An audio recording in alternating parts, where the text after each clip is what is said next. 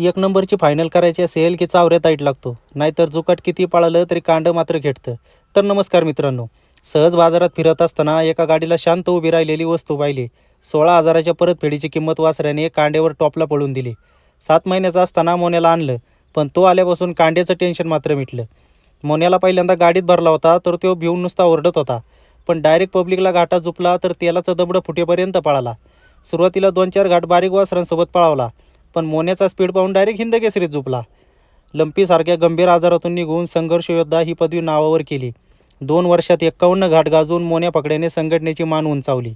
राशे घाटाचं second तुटला तरी कांड्याने अंतर तेवढंच ठेवलं आणि धामारी गावच्या 77 टोकनला केलेल्या फळीफोडचं चित्र मात्र आठवणीत राहिलं.